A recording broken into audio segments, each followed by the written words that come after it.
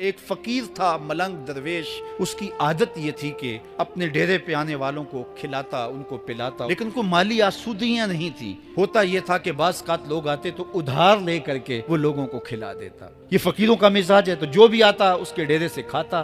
وقت آخر آ گیا، جن لوگوں نے ادھار دیا تھا وہ سارے تقاضا کرنے آ گئے۔ اب بابا جی کو کیا فکر لاحق ہے کہ یہ میرے مہمان اور میں ان کو کچھ پیش کرنے کی صلاحیت نہیں رکھتا۔ ایک بچہ تھا، وہ کچھ سامان بیچ رہا تھا، پتیسا بیچ رہا تھا یا کوئی اور چیز بیچ رہا تھا۔ کہا تم بیچ رہے ہو تو میرے مہمانوں کو کھلا دو۔ تو سارا ان مہمانوں کو کھلا دیا گیا، اور اس کے بعد کہا بابا جی پیسے؟ کہا تم بیٹھ جاؤ، جب ان کو ملیں گے تو تجھے بھی مل جائیں گے۔ وہ بیٹھ گیا، 2 4 10 منٹ بیٹھا تو بچہ تھا، پھر کھڑا ہو گیا، بابا جی پیسے؟ میری ماں میرا انتظار کر رہی ہے، ہمارے گھر کا چولہا اسی سے جلتا ہے، میں یہ پیسے لے کر جاؤں گا اور ہم شام کا گھر کا کوئی سلسلہ کریں گے۔ کہا بیٹا جب ان کو ملے گا تو تجھے بھی مل جائے گا۔ بچے نے رونا شروع کر دیا۔ یتیم بچہ تھا، اس کا سارا آسرا یہی تھا۔ جب بچہ رویا اللہ کی رحمت کو جوش آیا۔ کوئی مرید نذرانہ لے کے ان بزرگوں کے پاس آ گیا، وہ اتنے پیسے تھے کہ اس بچے کو بھی دیے، جتنے لوگ آئے تھے سب کا قرض چکایا۔ کہا جاؤ گھروں کو۔